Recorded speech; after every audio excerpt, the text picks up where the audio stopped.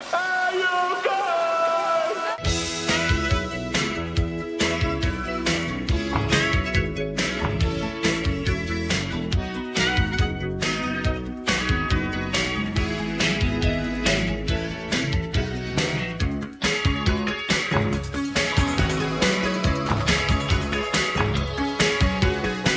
Goonies never say die!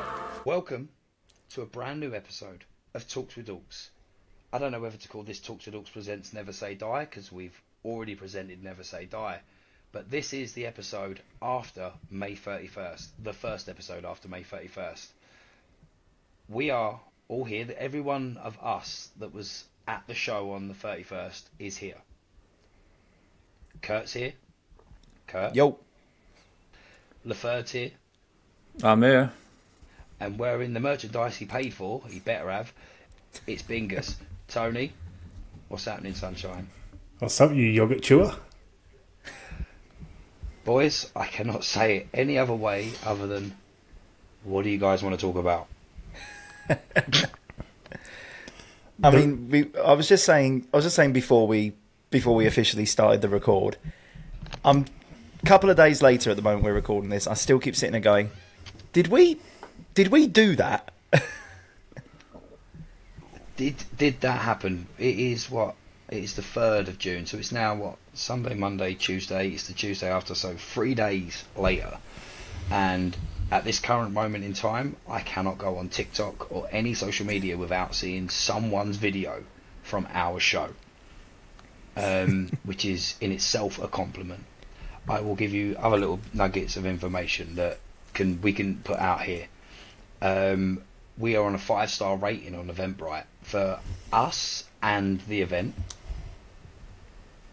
The atmosphere is one of the biggest points people are pointing out on there on the reviews, is the atmosphere. If you haven't seen it, I think it's slapdash_86 on TikTok is at the moment my favourite review of the show. It's a couple, they're an engaged couple. It's their first ever wrestling show. Never been to WWE, never been to a wrestling show. The lady, it's going to bug me. Fallen. Name. I know his name's Fallen. That's it, Fallen. And Slapdash is Tom. Because we're now we're messaging all day on WhatsApp. New friends. All friends, yeah, new friend. They start their video by literally saying, "This is it. This venue's in the buttfuck of nowhere, and this could be an absolute shit show, but we'll see what happens."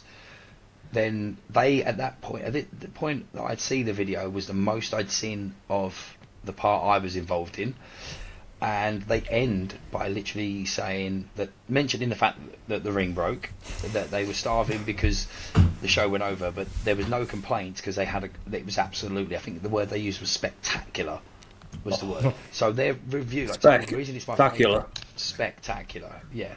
The reason the reason I love it is because they literally start by having they have no expectations whatsoever for this show, and they end it so spectacular. Now the guy, I hate to brag about it, but I've got a message of him I think some of you have seen that literally says, I can't believe that was probably your last match. I think I'm a brand new fan of Super Relic. You and RJ, the storyline, everything about it, the fact that your son was involved was my favourite of the night, which that when all I felt is I was the biggest letdown of that whole show. In that I feel like I was the most underprepared, but At least you turned up. Some people didn't. Yeah, at least yeah, I was there. Kill him in a minute. Why are you laughing like Big Dastardly's dog? Muttley over here.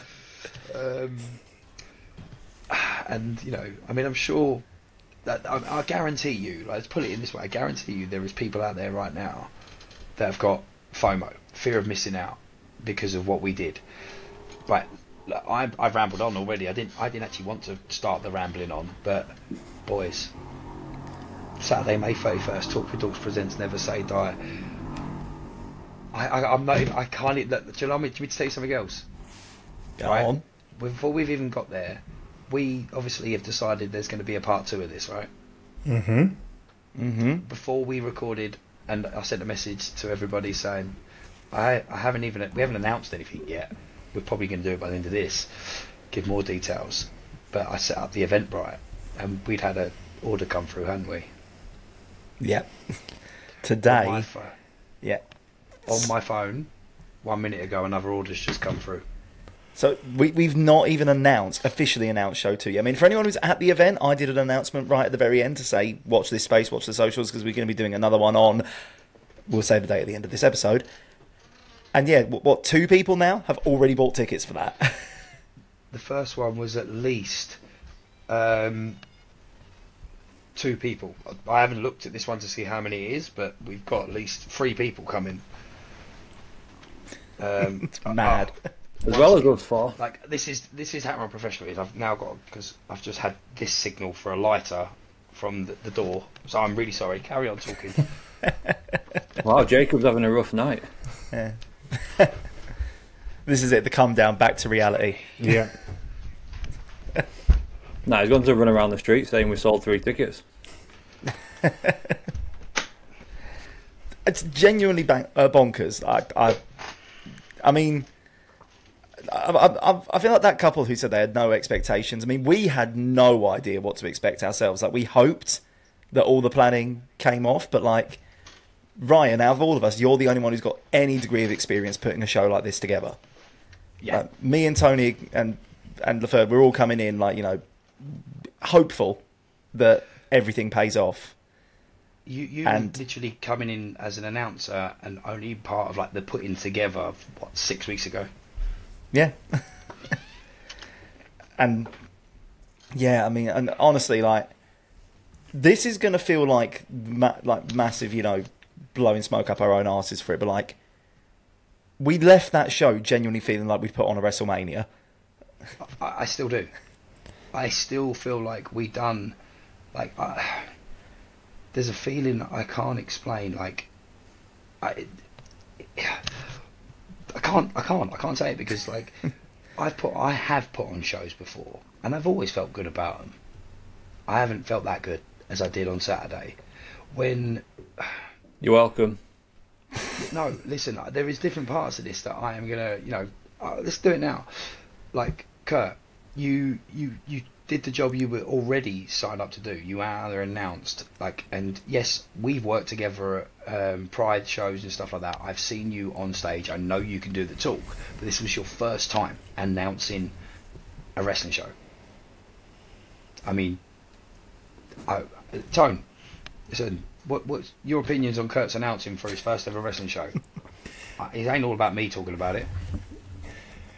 Well, there's something I've been saying to Kurt since he joined the podcast, and I genuinely mean it. Is Kurt has not only got a voice for radio and a face for books, but he's There it is. But Is that Braille or? yeah, just for you, the third, yeah. Thank you, inclusion. But for real, he is slicker than jizz dripping off a gold tooth. Couldn't have put it better myself. You nailed it, Kurt. You absolutely nailed the announcing. Like, I think you broke your voice trying to announce my name. Mate, honestly, the one video that was uploaded of my announcing was your entrance, and I tried to do it justice. Second from last match of the night, my voice finally breaks as I'm saying Surridge.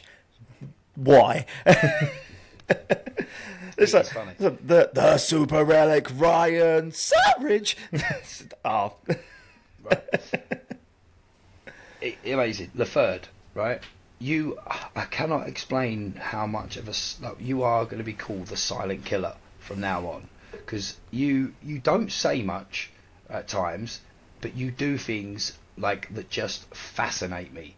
Right? Because throughout the show, you just kept coming up to me going, "I'm going to go backstage and I'm going to get a video of them coming back through the curtains," and I generally thought you meant you were going backstage, and as they come through, you were just taking videos of them after their matches, right? And I didn't even have a clue until I got home and me and Jacob opened Instagrams because I hadn't been on my phone like on socials or seen anything. I didn't have a clue what you'd been doing until I opened our Instagram story and there was about 30 videos. I was like, what the? And me and Jacob sat there and went through them. I was like, he's got promos of everyone. He's literally done promos. I didn't have a clue. So mate, like, amazing job. You should see what I got planned for next time. Exactly. Right, and then obviously we'd sort of set out that I was going to get you to do the music, but obviously I did the first half of the show, and I literally showed you in about 3 minutes how to do the bits and bobs, and it wasn't hard like what you had left to do because Well, try to tell that other guy that tried it. Give Paul. He was mid having a conversation and like Paul.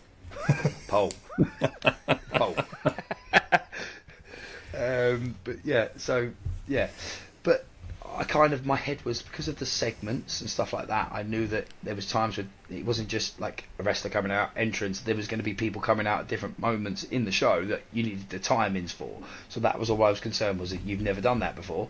So the second half of the show, you smashed the music, absolutely smashed the music as well. And like, I'll be honest with you, I've never seen you on a microphone. So when we got in the ring and we did our segment, I was like, how's he going to go? I don't know if he's ever done this before. And mate, like I said, that picture where you're just swagged up on the rope and you just step forward and go talking on that microphone and dropped one of the best one-liners we're not going to bring up I've ever heard. You know what, right, actually, I threw myself off by doing that. To be fair, we had a pre-prepared like mini script of what we wanted to say when we were in the ring. To anyone of the audience, you wouldn't have noticed it, but us knowing what your next line was, I don't know about you guys, I clocked it. He's just like, he's lost where he is. he got the one-liner and then just totally forgot where he was going. Your reaction threw me off, and I was like, shit, what am I supposed to do now? I didn't, like, the fact that you did it, I didn't have a clue. I literally didn't have a clue. I mean, no one's, like, unless they were there, haven't seen this segment yet, but all you need to know is the line was, didn't there used to be more of us? Which was literally, without you even knowing, a line from the Raw 1000 that DX said. Yeah, Tony told me on the way back, yeah. Like, the fact that you said that, I generally was expecting two people to turn up on a tank through the curtains. But listen, I'm rambling on. Like, so I need to get to the last person, Tony. Sorry, Tony just sat there like, where's my bit coming? Like, and also Laferde, Tony was there. Yeah, Tony was there. But again, Laferde, like, just to finish off with that, you mate. Honestly, silent killer. Absolute fucking nailed it. For someone that we kept making jokes of, do you even know what you're doing at the show? You knew what you were doing and you didn't even tell us. So, like, thank you. Tone, mate, the boyhood dream seeping through your eyes throughout that. Like, when the security was getting involved and you took your step in as our management. You were there on the ball with certain things when things were kicking off. You were there to be the authority from us. You did that. You were on the ball with the radio, and I'm on the radio with you, and I'm like, this and that. You were there. Bush. We've never done this thing before. We'd never put on a show before, and it just clicked. It just worked. Everyone, without realising it, knew what they needed to do, and there was just some bits of guidance that I needed to throw out. So I know that hopefully the next one, you guys will be chomping at the bit to do more and get involved more. Mm-hmm. I think that's the right case. I think that is the case. Yeah, I mean, you missed the drive home with me and Tony. We were full business mode for 4 hours. Yep. I actually did want to talk to you. I did text you saying, are you still driving? And I got a message an hour and a half. Yeah. Hour and a half. Yeah. Yeah, right. So open the floor. Like, let's talk about the show. This is the wrap-up show now. This is the after show. Open the floor. Someone take over. You said it. It was a boyhood dream, and I suppose we could spend the next hour just like kissing each other's asses and pulling each other's dicks and like just patting each other on the back. But exclusively in that order. Yeah, of course. And I think before Volume 2, we'll have a little private time and we'll do all that, and I look forward to it. I But hope you're wearing them glasses. By the way, you look like Rude Dog. yeah, Carry on. For the youngsters in the group, they're going to go Google that afterwards. yeah, and you should. But yeah, I don't often blow my own trumpet, but we pulled off something amazing there. However, there are about another 200 odd other people we need to thank, and that is all the guys and girls that performed at the show. It's kind of cliche within wrestling, but they came to our show and they put themselves, their bodies, and their reputation on the line to come and perform for us. Every single one of them. Where all of them could have just said, "I'm sorry, who are you?" and just said, "No, you're a podcast that talks about bloody Superman and Power Rangers." Nah, but no, we had Again one day. we had a turn up of boys and girls that absolutely smashed it out of the park, and that goes like you've mentioned them, the security, the ring crew, the venue themselves, who were graceful enough to give us the space, and then of course the 200 people that turned up and put bums in seats to come and watch what we were doing, and again where they didn't have to. I find it astonishing that, one, we are a podcast that talks about Superman and Power Rangers. And we will again. And we will. Yeah, we do. We will get round to that. For anyone who's been watching this going when are they going to be done with the wrestling? Oh, no. We've got a good 4 or 5 months until we're back into this. But we had 200 people turn up for a wrestling show from our pod, who listened to our podcast and was like, yeah, we'll give that a spin. We had 2 people turn up who'd never seen wrestling before and decided to give it a spin because we were putting on the show. There's been so much to unpack and so much to digest, and we done it at the show. But again, just thank you to everybody that performed, helped out, gave us time, gave us a chance, and then made noise. I've been to shows and little independent British wrestling shows where there's 30 people in attendance and it's crickets, and the wrestlers don't deserve that because they put on bangers. But we had 200 people who were singing, chanting, cheering, booing. No one tried to hijack. No one tried to get themselves over. They were all there in good spirit, and I might be biased, and I won't call my own children ugly, but that was amazing. Yeah. Again, you look at that crowd, and again, we'll continue with the thank yous, because big part of that crowd, one, will go to Jay and Stally and the content creators crowd, because Jay and Stally's partners, Chloe and Vix, come up to me and said, look, would you mind if we have this section? It was them, and they had the Pombros family over there. If we kind of gather our guys over here so that we can egg them on. And that worked.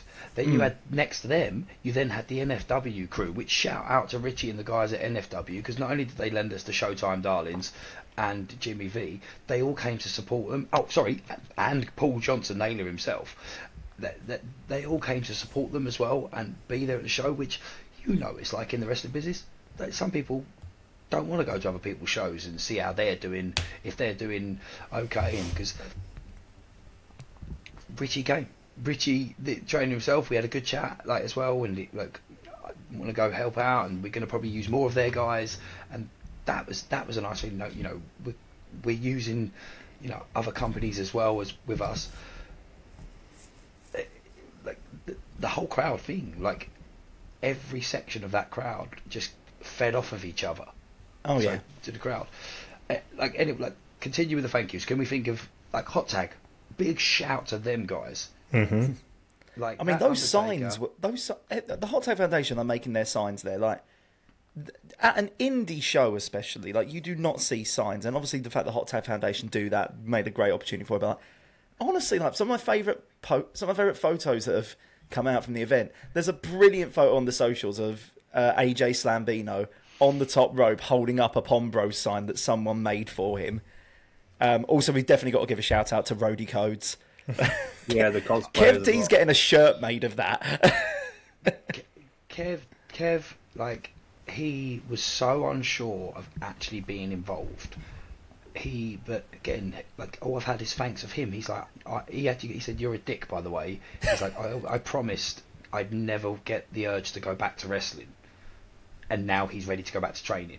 Parky's like, I'm going straight back up and I'm going to training. My nephew Kyle, who came into the ring a little bit before and a little roll around himself, is like looking at schools. That guy has no time. Everyone wants. JE wants to look at schools. Yeah. But, mate, I'm hitting the gym between now and the next one at this rate. I definitely am.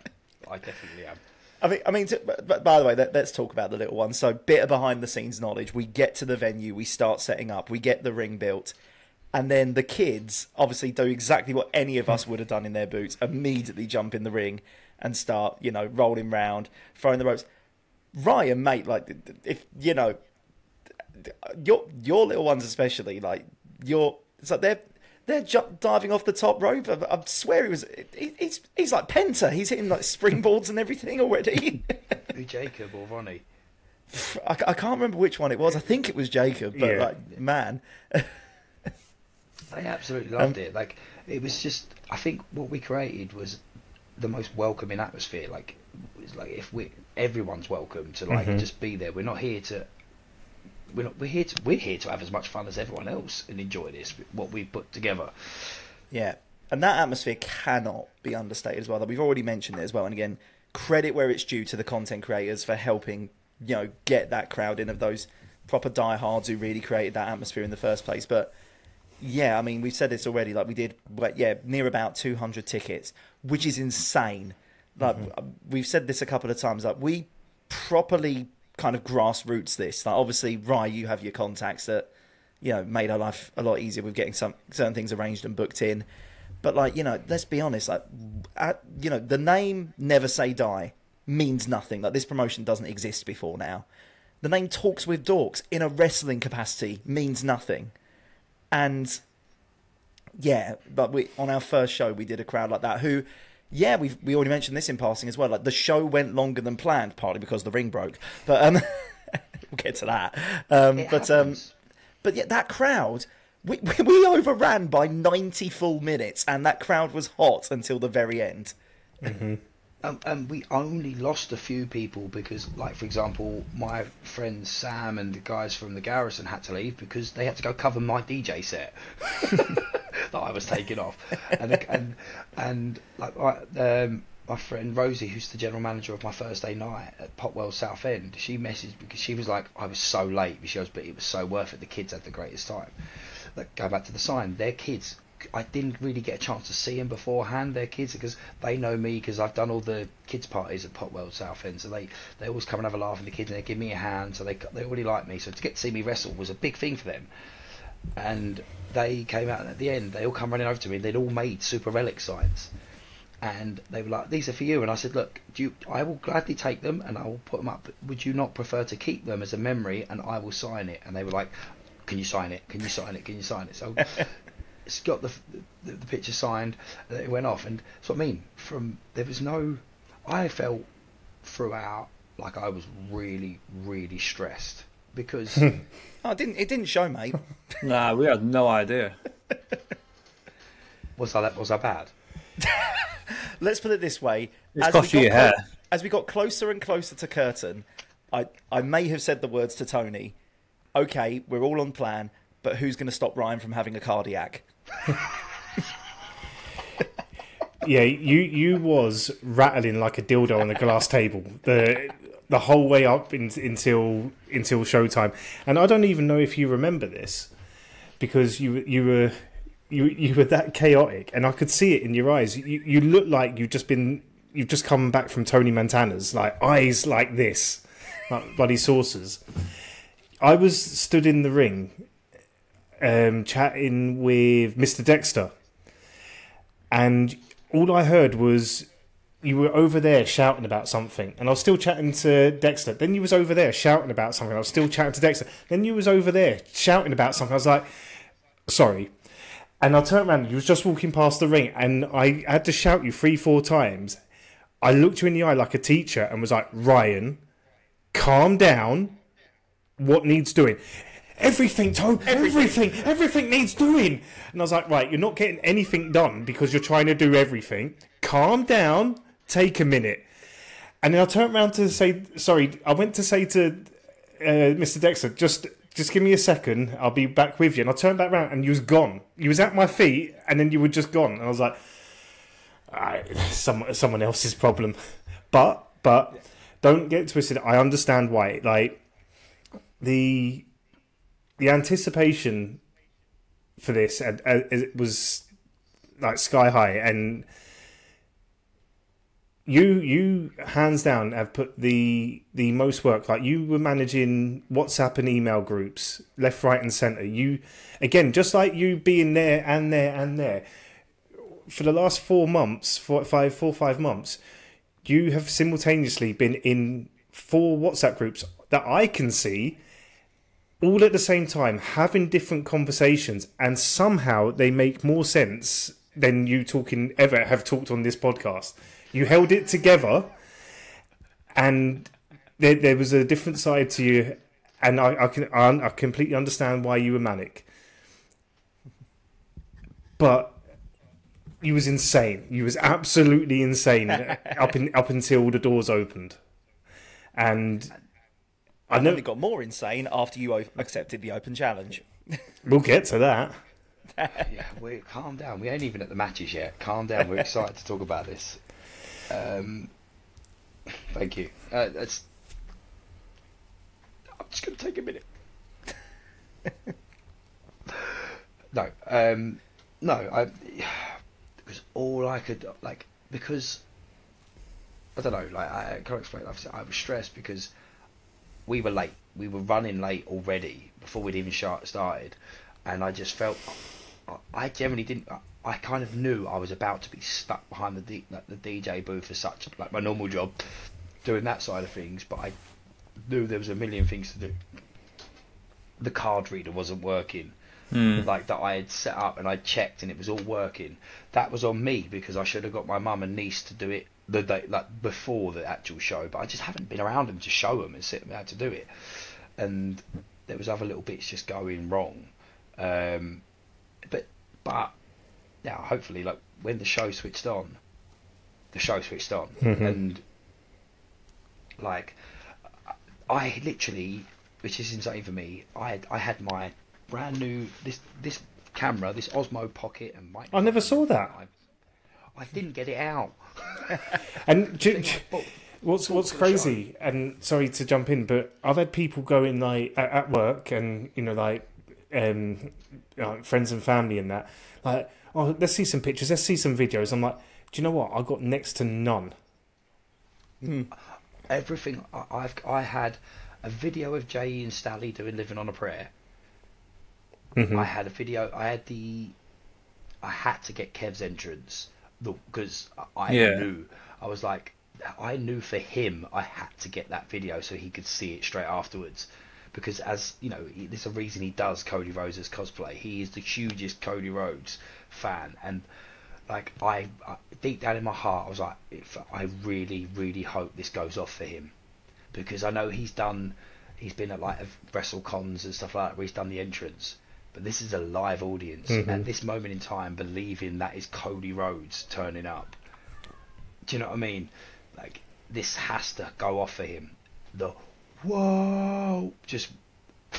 I was like, whoa! That moment was the moment I knew we'd hit harder than I ever could imagine.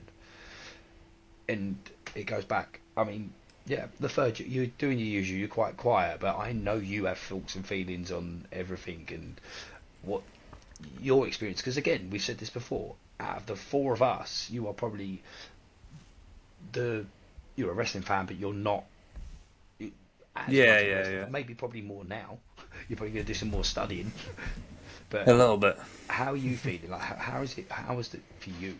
So one of the things I was saying to Tony is on the way back that for me, like, you know, when I was going out back getting the videos, talking to everybody, because I'm so not part of that world, like, I barely even do anything on this. So for me to like go up to them and ask them if I can do this, that, whatever, and everybody was just so supportive. Like, it was like, yeah, what do you want us to do? You need to say certain things. Like, I was the one directing them. I was like, for them to meet a complete stranger for a start that knows fuck all about what even any of this is, it was just like, not overwhelming, but it was like a really, really nice feeling, you know what I mean? Like, you actually felt like you were part of something bigger as well. Yeah, and that's what I mean, dude. When I say, like, when I thank you for what you did, like I said, to me, all you had fucking said was that I'm going backstage and I'll get videos as they come back, and I just generally thought you meant that. And Yeah. But you never said anything that you posted anything. I did not see you doing any of these interviews, and when I Oh went no, through I kept them- having to ask Kurt who was who and who to tag, because I was like, I can't find these people. No, but brilliant. Brilliant. You did ask me at one point. You said, Misfit. Yeah, yeah. It was Johnny. I can't find Johnny Royals. I was like, oh, it's Misfit Royal, and I had a brief look at what you were doing, but I didn't pay attention to it as well. I did not go. I mean, I was outside. I didn't see you do anything, but when I was going through and I was watching every video, I was like, he smashed this. He has smashed this out the park. Like, I wanted exactly that. And I hadn't even told you to do anything like that. You just did it. So that's what I mean. Like, and I feel like it's helped you with a bit with confidence and stuff. Yeah, like yeah, that. yeah. I think that was one. Like we said, thank you to all of the people that were trusting us. That, you know, there was, you know, because we had the WhatsApp group. I think we built a nice feeling that we can have a laugh beforehand. That Not you though, Parky. the third really wants this fight with Parky. We're booking it. Yeah, yes. Third, Tony's still got the chair. Yeah, I've got Glasses on a pole match. Like, for example, when it was me and Yuto was the first ones to meet Paul and AJ. Mm-hmm. Obviously, we were the guys that did the podcasts originally when this all started off and that. We'd known them so kind of since then. We've interacted with them, but I had it in my head that this, like, when we see each other, it was going to be this big, like, over exaggerated hello, but it wasn't, and it's not a bad thing, but it was like we'd seen each other yesterday. Yeah. Kind of, like, could see you, do you know what I mean? Hug. It was just like, it wasn't like a big meeting of people that had never actually met before. Yeah. It was like it's just come together. Everyone knew who everyone was, and that's why I think why it worked. We gelled just so quickly as a whole unit. Yeah. Everyone involved. I mean the day started brilliantly as well. Like, we were doing the breakfast with the Pom Bros at the Pie and Mash place in Basildon, and honestly, it was just a really nice way, like, even just for us to start the day, of just, like, you know, meeting some of these guys in the flesh for the first time, you know, having a good natter, getting to know each other properly. And I feel like we do need to apologise to the people of Basildon for if you came down on Sunday and wondered why most of your favourite calves had run out of food. AJ is a foodie through and through. Like, we were walking from the Pie and Mash shop to the radio station so they could do a quick interview, and I swear that man walked into like 3 or 4 different places on the way. He went to a Greg's, didn't he? Yep. Went to a cafe and got some chips. Yep. That man, like, he loves. He's so, like, he had in the pie and mash. He had the pie and mash. Then he tried the eels. Then he had a dessert. Oh, that man, like, He lives the gimmick. He lives the gimmick so well, and I love it. Absolutely love it. Like, I'm not gonna lie. 20 minutes after the pie and mash, I was like, I don't think I can get through today. Like, I knew it was too early for my body to have something like that. Because 20 minutes later, I was like, oh, I need to go sit down for a while. Brave man as well that he went for the eels. I know. Yeah. I couldn't do it. No. Have you seen, by the way, Tone? Me and you have made it onto an AJ video. That was a dream fulfilled. He's posted the video from Robbins. There's a clip of me as they walk in, and there's a clip of you just like that, waving at the table. Like, we both made it onto an AJ video, which is, again, surreal. Yeah. Because I've been watching his videos for years, and now we've made it. that we've made it onto one. There's all this different thing. But because we're going to need to start wrapping into the show, we need to like make sure we've covered all the thank yous, right? So we've obviously thanked Hot Tag, we thanked all the talent that were there, thanked again, obviously the content creators, the communities that were there, they were amazing. Everyone that turned up, I've got to thank my family that helped out working. Yeah, the definitely. the merchandise, that is definitely a learning curve. Next time, lots more t-shirts, and We've already got it figured out, don't worry. okay, cool. Lots more t-shirts, because we only had planned to sell, was it Tone, like 14 t-shirts? The other like 20 were going out. And I thought I was going to bring some home. You thought you were going home with some, but we put them out on the table. None of us thought about sorting out the wrestlers and that who needed them. We thought we'll definitely have some left over. They just but they were meant to be separated, and only the ones that were meant to be for sale were meant to be on the table. We just forgot, and by the time I remembered, 90% of them are gone. Yeah, I mean, not just the shirts. Like, I think by the time we were taking the merch stand down, there was like 2 things left on that table total, between our merch, the wrestlers' merch, like everything that was there. Like, genuinely, like, a couple of paper hats, and I think that's what was left. To be fair, by the looks of it, Tony's nicked half of it. All paid for. Every single sticker I've got, it might be every single badge, the sunglasses, all paid for in full. Yeah. But yeah, Skip did say he was going to give me these before the show. He was like, "I'll save you a pair," and then I pulled out my money and he took it. Oh, he gave me a thank. But no, One chance to accept the freebie. but no, for real, it's like it's something like that's kind of conflicting with me, and a lot of this was conflicting for me, and we will get into the show. But I've been a wrestling fan since dot, and I've been a fan of a few of the guys that were on the show for quite a while, and to be working with them is a surreal thing. And I don't know the etiquette. So the only etiquette I've heard of is like when like WWE guys go on those shoot interviews and talk about what have you, and say, so and so walked into the locker room and didn't shake my hand and what have you. So I thought, okay, that's the thing. So beforehand, I'd done my best to shake hands and say, thank you to everyone. And then after the show, I was so mixed up about some people. I shook a lot of hands. I don't know if all of them were working for us, because I just was like, all over the shop. And I mean, janitor there is going, God, he's really polite. yeah. And there was a Same. there was a surreal feeling where there was two guys. I mean, lots of them did return it, but there was 2 guys that stood out to me. One was Richie, who, as I was walking to him, he put his hand out and started thanking me, and I was like, "What? Like, no, you, like, no, you." I thank you, and no, he was like, "Thank you," and like, like saying, "I can't wait to work with you again." I'm like, "Yeah, that's weird." And then the second guy, Richie Gopal, yeah, as it Kings of the Ring. Yeah. Go on, Carol, I'll tell you something about him afterwards. and then right at the end of the night was RJ. So I've been following RJ for well over 10 years, and he's been kind enough to let me into like an extended online friendship circle.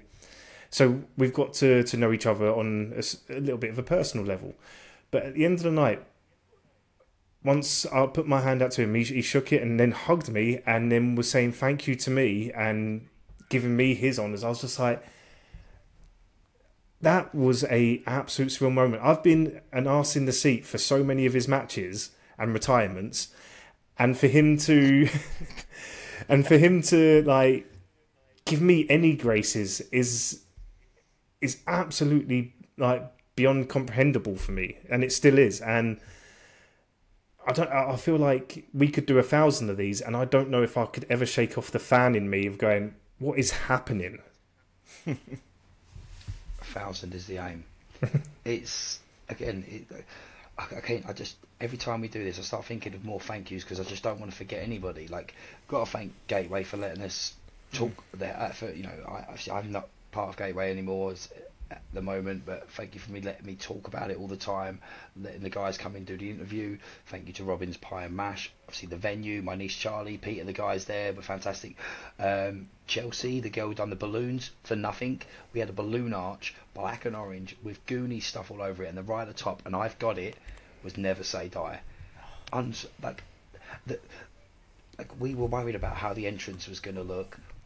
Paul and the guys from SOS Wrestling brought down that entranceway. It made the hall look like a completely different place. Yeah, it did. It changed it. It changed everything. I mean, we've got to salute the guys at the ring crew there for a lot of things throughout that show. Being how quick they got the show back and running, because, you know, as sometimes do, rings do have accidents, and two of the boards I think had come loose, so they got there, got it fixed. Yes, we had to go to the video. It extended our show a bit, but listen, again, I don't feel like anybody was actually annoyed about that. No. Well, apart from two of the wrestlers who accidentally took a bump on one of those boards before it got fixed. Yes. Okay. Yeah. Fair enough. Preston, thoughts and prayers, mate. Yeah, we love you all. Again, let me just think. So, like, again, I've got to give a shout out to Paul at the Geek Garage, because he, you know, he wasn't there and he couldn't make it, but he, again, I was put back to when he started come on the podcast, was when I started to realise we could do more with this, and that led all the way down to this. There's, oh man, can anyone think of anyone? The people that actually like use the venue. Yeah. Yes. Obviously said that. I think they, mate, honestly, they couldn't have been more ready to get us again. Like, we've obviously, the story behind it is we had to put a deposit down that we were due to get back, or we could have back, because we didn't, you know, we didn't do anything to not get our deposit back. And we said, can we do this for the next show? Put this forward for the next show. Instantly, by Monday, it was pretty much booked, or next show was booked, and like I said, people are buying tickets to it already. We hadn't even announced it. I mean, I can think of a couple more thank yous and shout outs. I mean, firstly, I want to echo the shout out to Gateway for a couple of reasons, not just what you said there as well, but like, I would not be involved, period, were it not for Gateway. Like, me and Ryan met originally through that radio station. Like, we've done a couple of Basden Prides over the last couple of years, and even after that, like, me and you did different shows on the station. Your show was on a Thursday, because my show was pre-recorded. I would come in on a Thursday afternoon to record my stuff, and I'd usually get there for like the last hour of your show. And obviously that's where we kind of probably started bonding over like our shared love of wrestling and all things nerd. And I was there, and I swear it was like October or something, where like you could see the initial cogs turning in your head about getting what turned into Never Say Die together. And yeah, obviously that eventually turned into you asking me if I wanted to be an announcer, which very quickly turned into you asking me if I wanted to be on the pod. So I'll thank Gateway for all of that, because I'm not here without that. I thank the two that left as well. Well, yeah. But also, there's one thank you I also want to put out there as well, and that is, I want to thank you. Not you, Ryan, not you, Tony, not you, the third. You, watching or listening to this right now, like, if you watched any of the videos in the lead up to this, whether it be the actual the pods, the hype packages, the promos that the other guys did to promote the show, if you watched and commented and shared and supported those, thank you. If you helped get that name out there, thank you. If you showed up for the show, thank you. If you've, honestly, yeah, you helped us live a proper childhood dream, and yeah, we're still we're still riding that at the moment, and yeah, just thank you. We are over, like, obviously this whole episode is about the show, because yeah, we're still going to talk about Talks with Dorks Wrestling, because at the moment that is what it's called on episodes. We're going to go back to regular programming, do all our geek stuff soon, and back to talking about movies, TV shows and that. We will be making sure that each week or each episode we give you any updates and stuff going on. We may even have some visitors from some of the talent and that throughout the months. I know, I mean, I'm not going to lie, RJ may have been maybe taking a bit of a break for a few months, but he better be up for coming on here and talking some Doctor Who, because I need that conversation with RJ. Yeah. I know this is the wrestling focused show today, but mate, we need to talk about that next week. You lot got the night off. We're talking Doctor Who. Right? I think I know something about this actually. I think I'm Doctor Who'd up. So we'll get back to the wrestling, but so Doctor Who regenerates, right? It's not like a new Doctor. It's the same entity, but just new skin, right? Billy Piper used to be in it, right? As a doctor's assistant. She was the original companion for when it did its revival in 2005.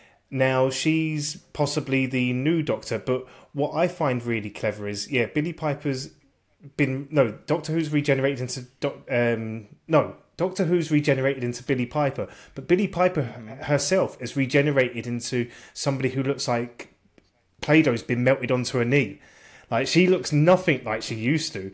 I was like, oh, it's saying that'll be 20 years between debut and now that we'll do that. Well, fair enough. And to be fair, all we saw of her was like, that was definitely a massive CGI, because nobody knew that was happening. You literally just saw her face. So I'll give her a bit of like Disney money, and they've done some wonders. But yeah, okay, let's not start going into the Doctor Who. But see, guys, we're still dorks. We are still dorks. Let's go into the show. Obviously, we had 5 matches on the show. We had segments, and again, yes, I think we've learned that next time, cut the segments down. I don't know, because I actually really enjoyed all the segments. I mean, to be fair, before you say cut down on the segments, I think some of those segments only went longer than planned because we had to pad because of the ring broke. Mm-hmm. Yeah, true. But me and Tony definitely did a bit more padding than normal when it came to the raffle, for example, because we were trying to give enough time to double check. Okay, ring's fixed, everything's good to go. Cool. But here's my thoughts on it. Thanks for asking. Is Tony's also here. Yeah, is Laferde here as well. I think we were told twice that this isn't Monday Night Raw, so calm down on the talking. However, that was from guys we were working with. I was told 4 times by 4 separate people, paying punters, of going, I've never seen a show like this, and in a positive light, because we are doing something different where we're including content creators, and to do that properly, they need content. It's no good them just being there and saying, oh, look, matey boy's sitting over there. No, we're making it so they're in the show, and the only way to get them in the show, because they're not wrestlers, is a bit of that. I'm going to die on the sword of, we're not going to cut down the promos and the segments. In fact, you know, we're going to have 1 match next week, next time, and the rest is just going to be content creators. All right. I mean, you say that the only way to get them involved is to do a bit of that. Shout out to Jay and Stally especially for throwing out a couple of stunners during their match, which. Yeah, we talk about childhood dreams, by the way, on behalf of every wrestling fan ever. All we want to do is get in a ring and start hitting each other with stunners. That's you next time, Parky. He's still working. He's still going for it. I mean, yeah, again, I don't think we had none of the segments were bad. Like, let's get started. So the show, Kurt opens the show, and obviously, by the way, my goosebumps set in when that intro music, obviously, you come up, you chose the song, the intro, and one of the nicest things was when that little bit that I threw together where you hear "Never Say Die, It's Our Time." I watched Paul Johnson Naylor's family smile when they heard his voice, and that gave me goosebumps, because they knew, because his daughter, when I can't remember his name, is it Mikey, who says it's our time down here, she was mouthing along with it, because she knows the quote. Obviously her dad's Goonie Dad. If she didn't, I'd be very upset. But she was mouthing along, and then her dad's voice came through, and they sort of just like looked, hearing Parky and AJ's voice, and I had one word, never, because I had to change AJ's never, because the mic popped as he said it, so I had to just quickly redo it. It just went, and when the music kicked in, everyone just sort of bolted upright. You two come out, there was a cheer straight away.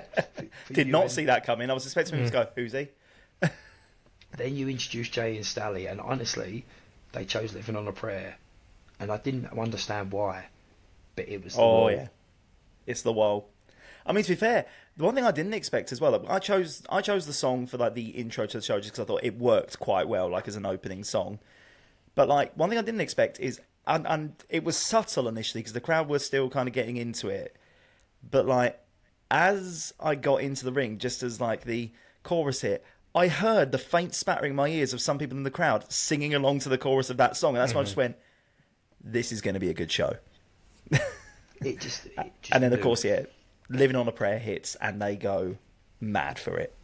Jay and Stanley, like, again, we did, like, I feel like everyone we chose stepped up above and beyond, because like we keep saying, it was a childhood dream. There was people there that are wrestlers, they've done it, but they were excited to be there because we were doing something new. Even Paul, who done the ring, said that's a different crowd to what I'm used to, but you've hit something here, you've nailed something here that's different. And that was a thing, because he's been around the business a long time. We did have a chat, we have crossed paths in the past, and Jay and Stanley come out, they do their segment, they hype up the first match, and then the first match starts, and what an opener. The Strong Dads, RJ and Skip, versus Richie and Craig, Richie and Sullivan King, the Kings of the Ring, or the Rulers of the Ring. I heard two different versions of the name. Richie is the ruler of the ring, but with Sullivan King, they're the Kings of the Ring. That makes sense, right? Yes, got it. Like, great, absolute fantastic. The crowd was ready for that. Yeah, but also, can we say as well, like, keep in mind again, you know, new show, unproven. I would have forgiven quite a lot of the talent for phoning it in, and he got RJ hitting a blooming moonsault during that match. And he done his knee in it. He twinged his knee in it in that bit, and still had another match to do. Still had another match. They went for it, and again, we had a low setting ring, and there was very much a concern that them drapes could have been an issue. Didn't seem to be an issue for anybody. Didn't slow anybody down other than me, but I was already slowed down. At least you're aerodynamic. Yes, I have a new look under the hat. I'm not getting it out right now because I was about to say, do we get a reveal on the pod for anyone who wasn't there? Because the hair, I've just noticed how quick the little bit. Oh, it's growing grows back. Oh, what a coincidence! I literally look like Homer Simpson already, and it's been 4 days. But then Jay and Stanley come back out, and that was obviously we knew that segment, which was meant to originally be segment 1, was them. It was basically bringing the Pom Bros out earlier with the Showtime Darlings and have a bit of fun with that. And to be fair, it was a way of engaging if the crowd were into this being the main event. And fuck me, was they? Because when the Pon Bros come out, everyone knew they were. This was their debut. They, technically, yeah, maybe AJ, because AJ's, a veteran. He's literally been in TNA, but they came out and. Bless Paul, like, that wasn't just his tag debut, that was his debut. Like, the crowd instantly reacted, and it was amazing. And Jay and Stanley getting into the roles of GMs, enforcing, putting the rules down. I'm going to be the referee and he's going to be the enforcer. The crowd was so already hyped for that match. Then we move on to the girls. Can I take this? I mean, please do. I felt nothing but respect when I say what I'm going to say. Is so many times at shows, women wrestlers don't get their flowers. People go for a piss break. People get on their phones, and it's unwarranted. And I'm not doing this as some like woke bollocks. No. What it is again, two performers giving you what you've paid for, and they're putting their bodies, and in the case of independent wrestling, they're putting two livelihoods on the line. They're putting their day job on the line and their up and coming career, or their side job, or whatever you want to call it. At our show, at Never Say Die, I think there was a starting ripple of that, of like, oh, there's a women's match going on. But then they came out and they told you without vocalizing it, they showed you with action, get off your fucking phone, and they put it on. They put on a match. They put on a banger, and do women pull back? No, they broke the ring. Yeah, they broke our ring by battering each other and putting on a show for all of you. So I want to give a special thanks, an extra special thanks to Mia Cortez and Dominica for doing that. And I want to give another thanks to all the attendees, all the people in the audience who gave them their flowers and gave them their noise. And if we can keep up a community like that, I want every single one who was there to come back again, because that is the ideal crowd. That is not. It looks like they already are. Yeah. 3 of you are already back, and I we're going to call this episode "Thank You," I think, because thank you for doing that, for buying those tickets again, but also thank you, for showing love to those women who put in their bodies on the line and giving you a show and respecting them. And again, I'm just going to reiterate: pulled no punches, they broke the ring. Yeah, honestly, we've mentioned this a few times with the ring breakage, and we had to do a slightly early interval to fix it, and blah, blah, blah, blah, blah. Credit to the ring crew again for being on that and getting it fixed. But breaking the ring didn't happen during the triple threat match, didn't happen during any of the multi-man matches, didn't happen during any of the more hardcore matches that we had with Parky swinging his chair left, right and centre. It happened during the women's match. They tore it down. Literally tore the bloody ring down.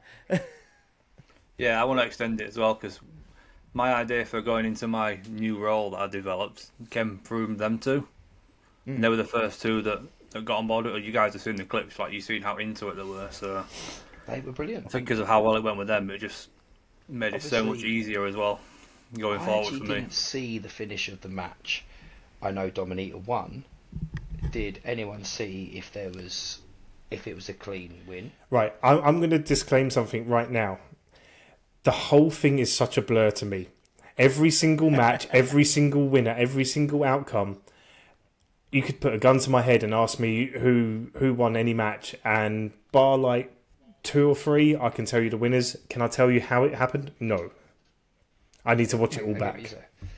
Turning my whole vision to blur. Welcome to my world. Something tells me. I mean, obviously, if you heard the episode of the podcast, Dominica herself is like a little sister to me. I know she was going to put on a good match. I hope it was a clean win, because if not, I may have to have another chat with her. But they were absolutely phenomenal, and there was a reason why they were the chosen, because I knew with the rivalry they've had, they would put on a show. And again, from me, for both of yous, unless I do have to have a chat with Dominica, thank you for doing that, and I hope you will both be coming back as well. You may have to have that chat, mate. I mean, to be fair, I just about clocked the last move of the match and rang the bell and did the announcement.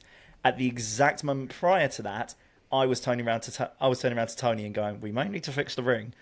However, if Mia's post-match promo is anything to go by, there may have been a little bit of a chicanery that happened there. Thinking. Okay, I'll once we get the full footage back, I'll go through it, and if we have to have a chat, or maybe have to get Jay and Stab. No, do you know what? I feel like I need to have this chat with Dominica, because Big Brother etiquette. But then we get into Parky comes out of nowhere. Parky is not happy. He's not happy because he doesn't know what he's doing on the show. He doesn't know why he's there. He has no reasoning for it. He took it out a little bit on Max. He definitely took it out on our security, and props to them. They've never been in a wrestling ring. They hit the deck quite hard, both of them. Ian, our enforcer, he was about to take something worse, but took a little shunt from that. But he then got placed as the special ref for the next match. And again, another thank you to VCW Venom Championship Wrestling for letting us put a title match on of theirs, the International Championship. Johnny Royal going in as champion and coming out as champion, thanks to some help from Roadie Codes.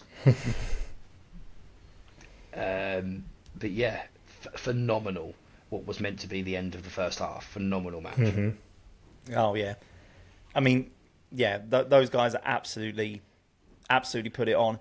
And it had likes of Preston doing topes to the outside as well. And we've got to give credit to them as well. I don't want to keep harping on about the ring breakage. The ring was already broken when was already broken still, and there was another element of the ring. We fixed the ring during the interval, which then led into that match. There was another element of the ring that we'd missed that still needed fixing, and they discovered that during their match, and managed to still work safely around that and still put on an awesome match. Absolutely. Anyone else? Like, see, because we are getting to the hour mark. Anyone else got any thoughts on the triple threat? Parky's still a bitch. It's going to be another triple threat between the third Parky and Brody Codes at this rate. The third, trust me, mate. If I was you, I'd start looking for wrestling schools up your way. Looking, see what you did there. I jokes. Yeah. Again, it's a glasses on a pole match, mate. Tony's glasses on a pole. At least you've got your pie cost. Insurance will be cheap. You wouldn't got to recover for one eye. Yeah, okay. Yeah, triple threat. Then the plan was that's when we were going to come out and do our thank yous, and it was just meant to be a segment of thanking people.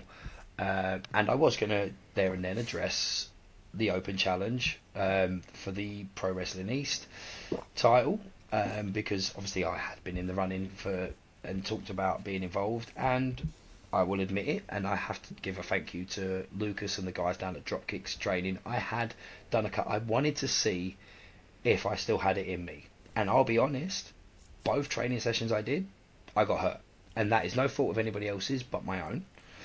I had been out for 7 years. I really hope I get his name right. I believe it was Ash, the guy I worked with the first week. His name was.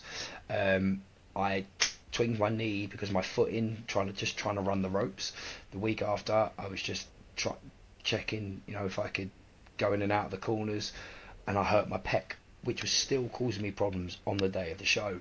So I generally was going into that thinking, I can't do this. It can't be me, and I'm, hopefully nobody's really bothered, but it can't be me. But RJ had other ideas.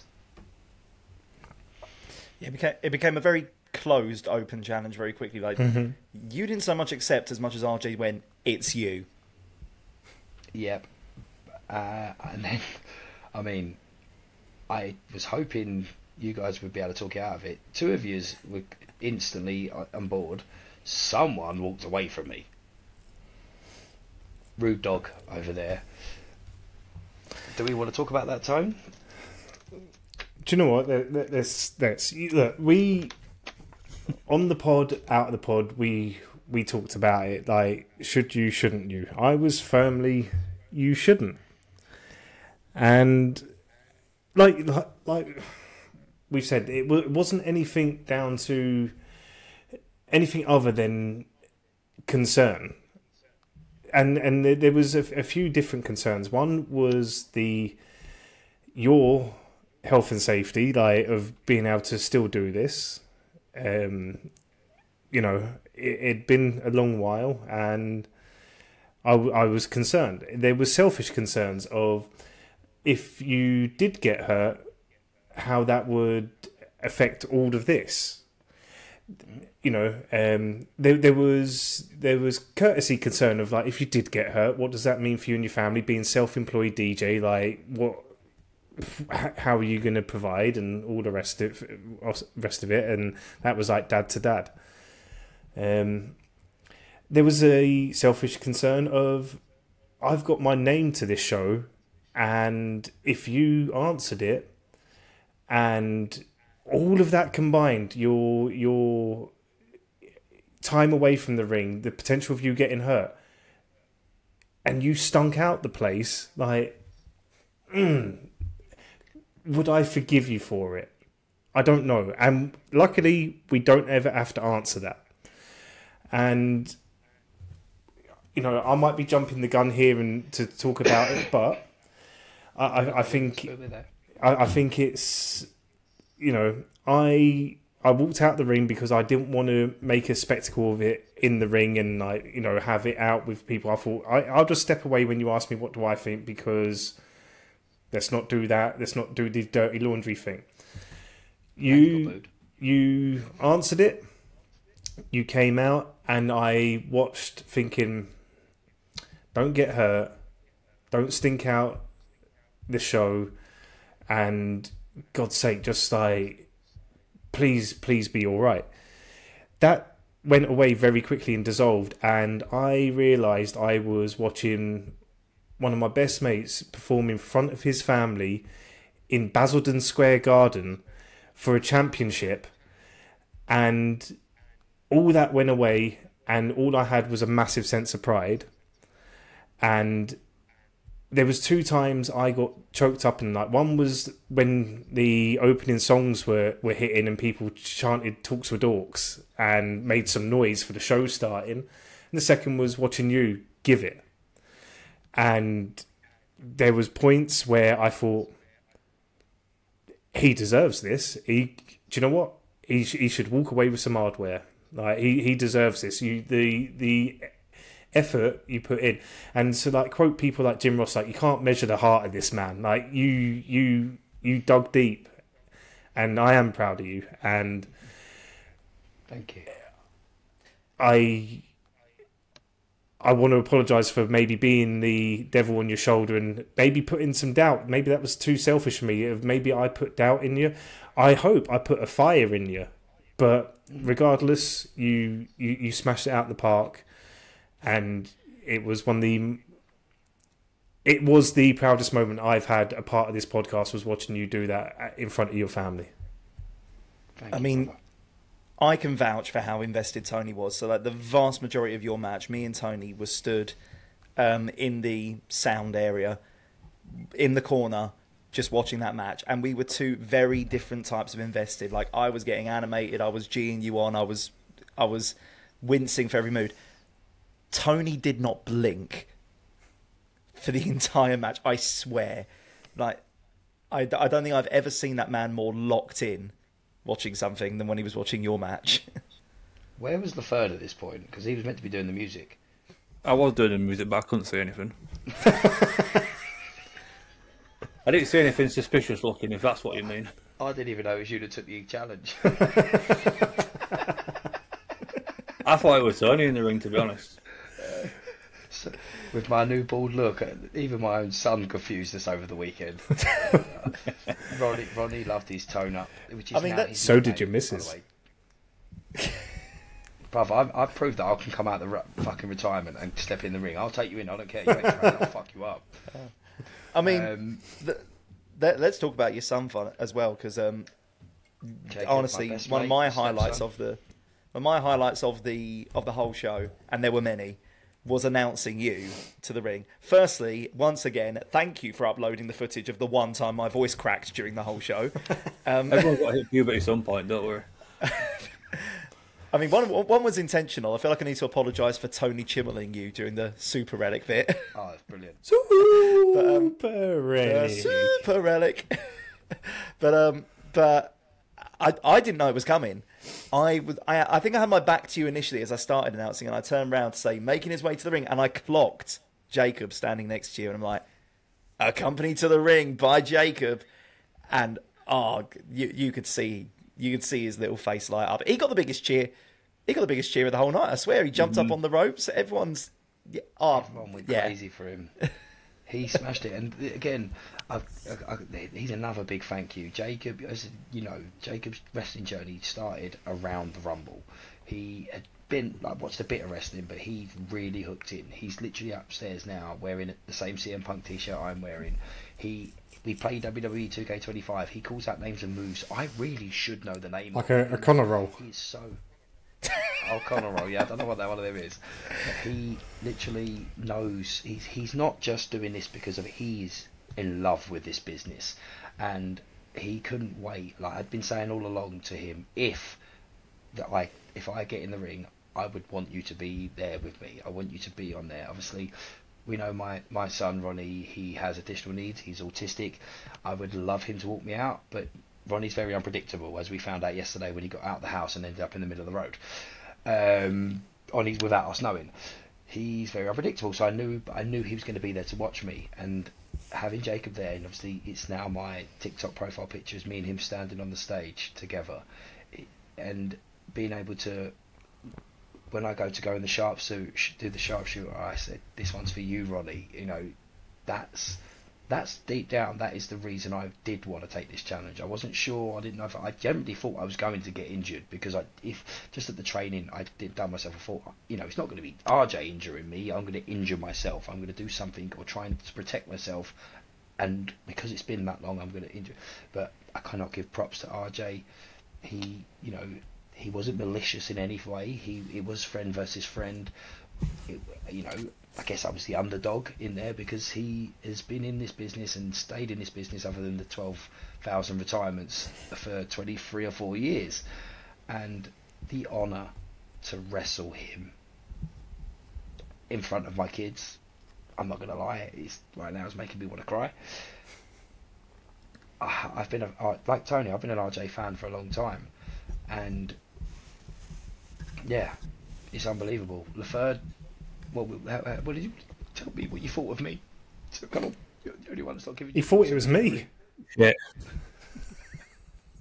Nah, to be fair, right, your reaction when everyone started chanting your name, chanting Super Relic, that was a pretty cool moment.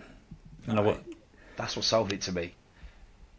Yeah, you got a back and forth. At many points of the match, it was "Let's go RJ, Super Relic." People were invested, and rightly so.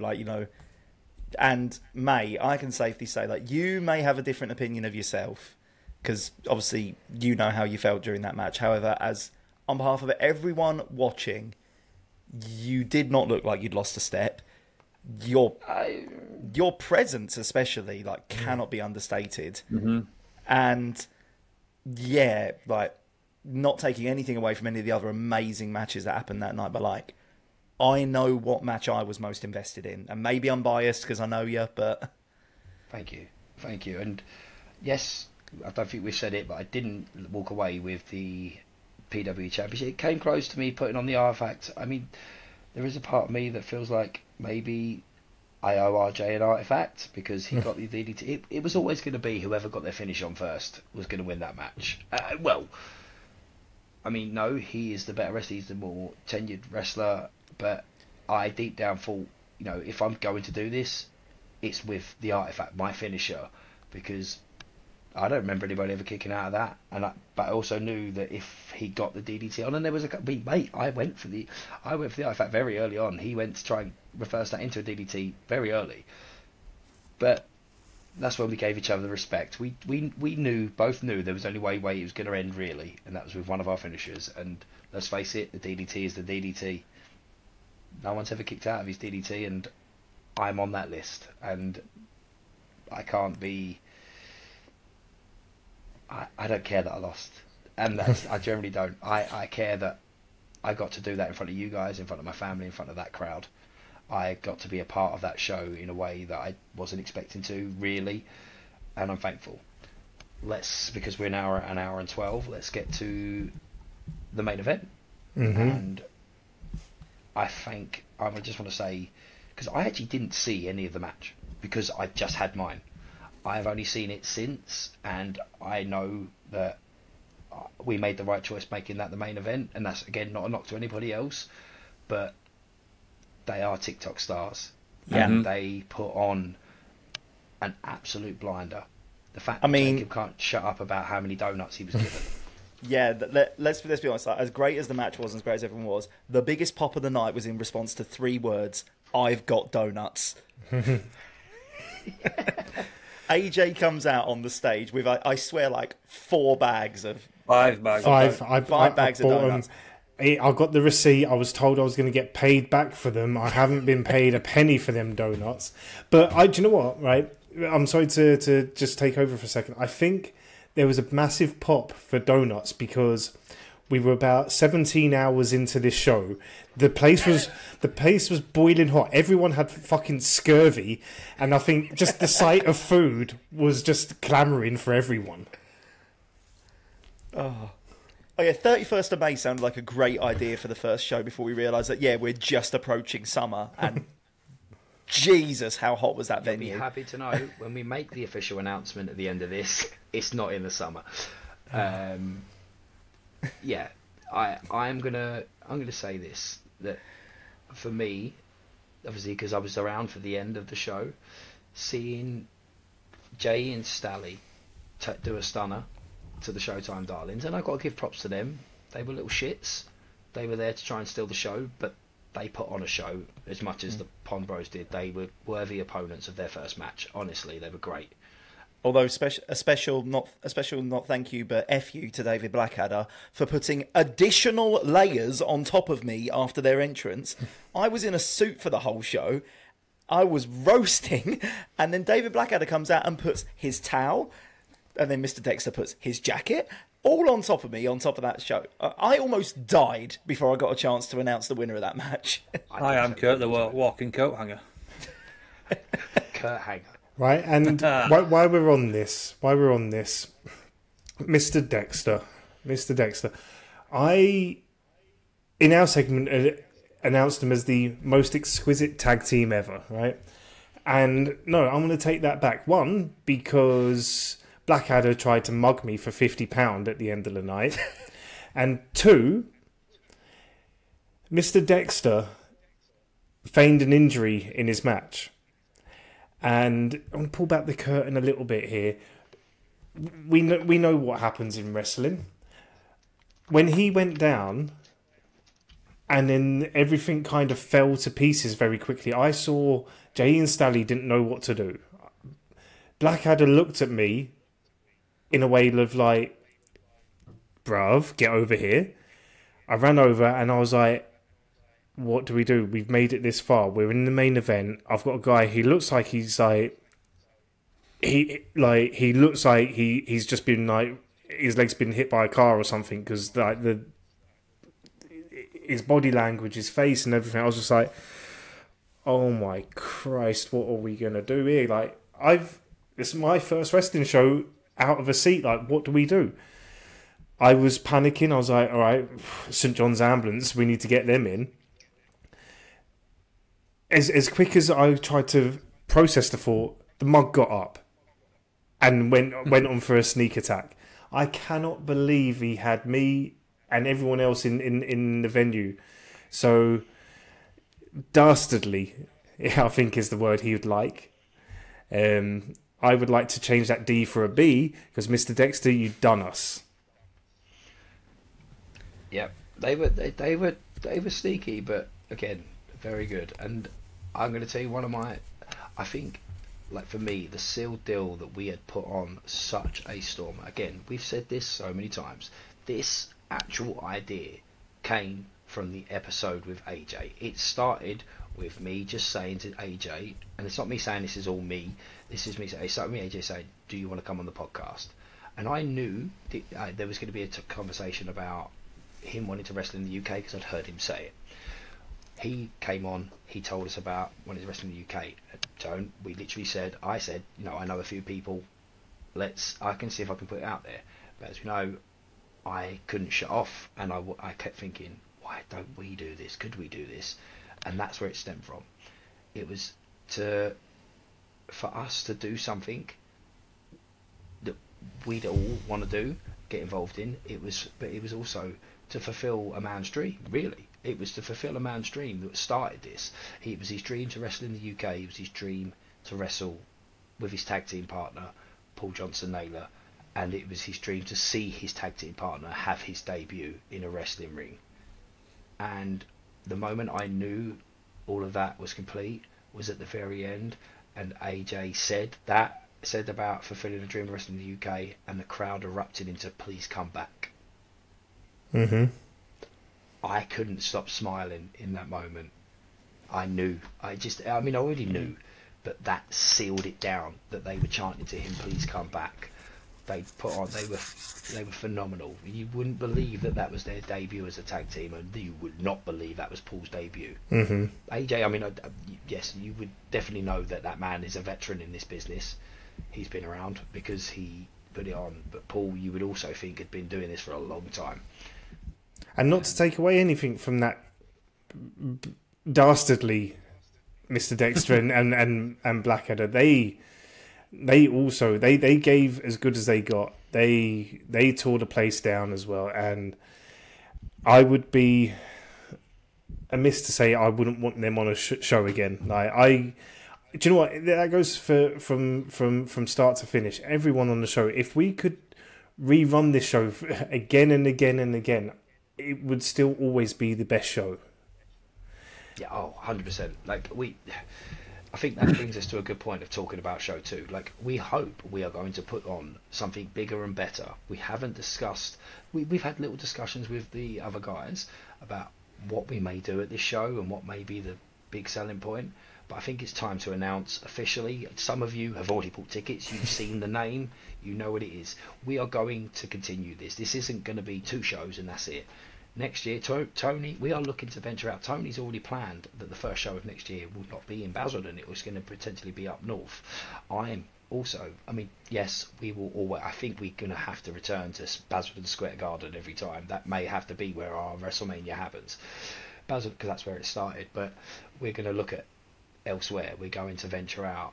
This is going to be a thing. We are always going to keep the element of what this podcast is as a geek, and we're going to name every show after a movie turning 40. We're confirming that right now. The next one will be, do you know what, I'm not doing the whole announcement. Someone we have an announcer here, don't we, Kurt? Pardon? We have an announcer. All right. So, the next show is going to be in about, 5 months' time, on the 26th of October. A Sunday. It is a Sunday. Do it in the voice, Kurt. Do it in the voice. On behalf of whoever ends up editing this one, I don't think anyone wants to have that peak to deal with on the mic. I'm not doing full announcer voice. But yeah, the next show is going to be on the 26th of October, and there's a reason we've chosen that date. If you know your holidays, the most important holiday, the 26th of October, is Back to the Future Day. Yeah, it is. You can't see it. Just about. Just about, but Back to the Future turns 40 on, technically, I need to double check if it actually come out on the 26th of October. 26th of October 1985 is Back to the Future Day because that is the day that Marty McFly goes back in time for the first time. It's also our other Dorks' actual birthday. Ash was actually born. Ash Plug was born on the 26th of October 1985, so he may not be there. Kurt was nearly not going to be there because he was going to see Disturbed, but he's now going to be there. But yeah. Oh, I cancelled my plans for this. I wasn't missing this for the world. I mean, Tony didn't even respond to my message, but obviously RJ did announce at the show that he's going to be taking a bit of time out because I might have to check with him about this, but he's going to be a dad again. And congratulations to RJ. He's got his princess. He's also going to... The king, Sing is king. The king, Sing, will have a prince as well. So congratulations. He did announce it at the show, so hopefully he'll be okay with it. He's going to be taking a time out, so he may not be able to be at the show, especially in the wrestler capacity, because he may take the rest of the year out. But when he put in the group that he's getting FOMO about show 2 already... Tyrone, I did say this to you. I don't know about you, but because, again, your history with him, my history with him, that made me feel good and bad at the same time because he weren't going to be there, but good because it means he wants to be there. Mm-hmm. He wants to be there for it. I'd have him there in any capacity. He's a grown man. He'll make his own decision. But yeah, like RJ to be at show 2, volume 2 is, I think, is what we're calling these volumes. To have him there, volume 2 would be an honour. We might need to check that. I'm sure other companies done volumes. Chapters. They've done chapters. What about parts? Was the Parliament done parts? I mean, to be fair, if we're going... I mean, Back to the Future Part 2, they did parts for that, so that works. Could go forward. Oh, We're going to have a brainstorm after this, folks. Yeah. Oh yeah, this podcast episode is going to end very soon, and trust me, we're probably going to be here for like 2 hours after the fact, like brainstorming ideas for this. Tony might go to bed before that, but Tony's already fallen asleep. He's asleep behind. That's what the glasses are for. Yeah, he's not frozen. He is asleep. I actually don't know because he's not moving at all. I think that's a reaction to me saying 2 hours. I'm wondering if he's actually frozen. But it's happening 26th of October. Basildon Square Garden, or as we now call it, Basildon Sport and Leisure Club, is going to be to. It's a Sunday because the 26th of October, it had to be that date. But all you got to do, if you want to know where these shows are going down the line, is look at... No, I think Progress done chapters. See what I've done there? I made you think I was frozen and coming like way later and on a delay, but no, I'm actually here live. I generally just gave up. I'm like, he's actually frozen. I'm just waiting for him to come back. That was really good selling. We ran out of breath. Really good selling. But all you got to do is just do a bit of Google and see, for example, next year films in 1986 are turning 40 years old. There is other films that will be. Oh, is there a beach that way or something? Fuck off, you. I wish I knew. I wish we still had the fan, so I knew you were going to talk.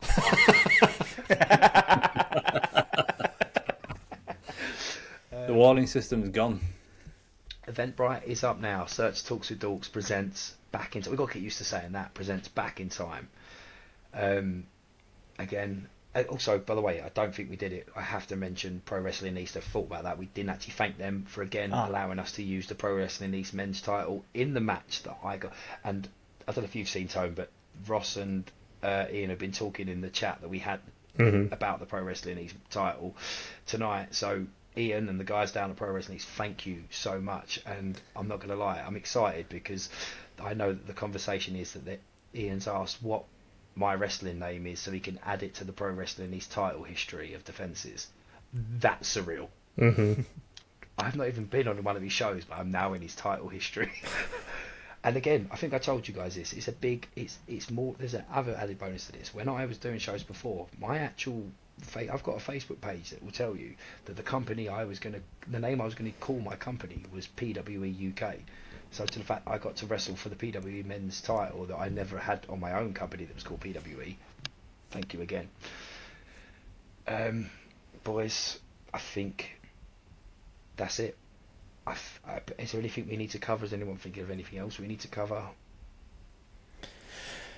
I think it's just another round of genuine thank yous to you, the third, to you, Kurt, to other people that couldn't be there, to the 200 in attendance, to the people behind the bar, to all the boys and girls that put on a show for us, for everyone that pitched in, for everyone that shared, liked, subscribed, bought into this somehow and made it what it was. And thank you, Ryan. Thank you for being the inspiration and the dream behind this. Thank you for putting your body on the line to entertain our fans. And thank you for bringing this podcast all together. And you are one of my best mates, and I'm so proud to watch you do what you done. And I am so proud to be a part of this team, and I cannot wait to see where we're going to take this going forward. I'm going to one day quit an office job to do this full time with you, bud. Thank you. And yeah, I need a second. Thank you to you guys for believing in this stupid idea I had to make this podcast bigger than what it was when it was just me and Ash. Even to Ash, again, for letting me, actually listening to me and let me press record on our conversation a few times to get this to this point, because I've got an amazing team, and that's all I ever wanted, was a team of people that love talking shit about geeky shit, about wrestling, about games, about TVs, about movies, About each other. about each Okay. for God's sake. Thank you to every one of you. Again, that was Tony's bit. Kurt Laferde, is there anything you want to thank me about? No, I'm joking. Is there anything you want to say, boys? Honestly, I mean, firstly, fuck you, Tony, because you just put all the best words that I could have chosen. You just used them, mate. Like, That's honestly, blatant gimmick infringement, by the way, as well. I know a guy that used to say them exact words. What's that? Fuck Tony.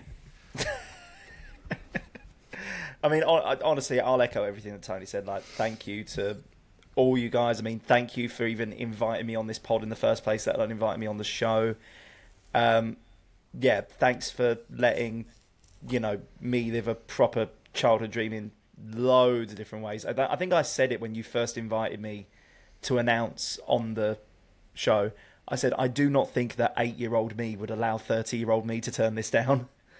And also, thank you for anything, putting up with my inexperienced ass doing, trying my best to do that vision any degree of justice. Every one of you, like I've said throughout this, and this sounds like we're just licking each other's asses. Honestly, you guys don't understand how this was our first time being together as a team, and we had a lot of people to look after. Like, we've recorded, but we just clicked. It just worked, and everyone, and I'm going to quote Dwayne, knew their role and shut their mouths and did what they had to do. And we laid. Well, that's debatable. We didn't shut our mouths completely. I think I did the exact opposite. The proverbial shut our mouths and got on with it, but we layeth the smacketh down on what we did. And when I say we, I mean our entire team. We are the Talks with Dorks team, but our Talks with Dorks wrestling team is a massive family, and I'll say that straight out, is a family. Every one of us, and that includes the people that came just to watch, people that are dying to see it that weren't there, and we got to say that as well. Just saying that we will be having the show for you to watch, and maybe we'll be one of these podcasts that has our very own Patreon. So that's all you need to know for now. We'll go from there. Laferde, is there anything you're a man of few words, or anything you want to say? I just want a bit of clarification, really. So from what we were talking about the other night, right? So there's us four, there's Ash, but the other two. What other two? All right, that's all I needed to know. I just didn't really feel you got your message across in the ring. What other two? Well, just there used to be more of us. There used to be more of us. There did used to be more of us, and I got a lovely message off on just before the show started, as we were still getting tickets being bought 15 minutes before the doors opened. I got a lovely message from Woody, wishing us luck for the show, and I appreciate for him. I've had messages since from different people. I just haven't had time to get back to yet, and so the other guy that used to be here, he was very. It's so easy to wind him up about this. It's not. I'm not getting wound up. I'm composing myself. I'm still not going to any weddings. I know that much. We really need to wrap this up. Laferde, is there anything else other than that? Other than having to mention the people that are covered up under that sticker and Tony's sticker, is there anything else you want to say? Don't go back to him. I don't know. Tony's had to take his glasses off. Should we just fade to black now? Edit done, yeah. Just us You're all rambling welcome. in the background. Just fade to black. It's just us, just trying to compose ourselves and thanking everyone that was in attendance. Catch us for the next episode, guys. Treefrog Grading, get your cards grading. TWD15, treefroggrading.com. Any cards you collect, you can get them graded. I'm Ryan. That's Laferde. That's Tonut. No. That's. What did we? That's Kurt Angle. What did I call you before? What was the word? I think it was Kurt Hanger. Kurt Hanger.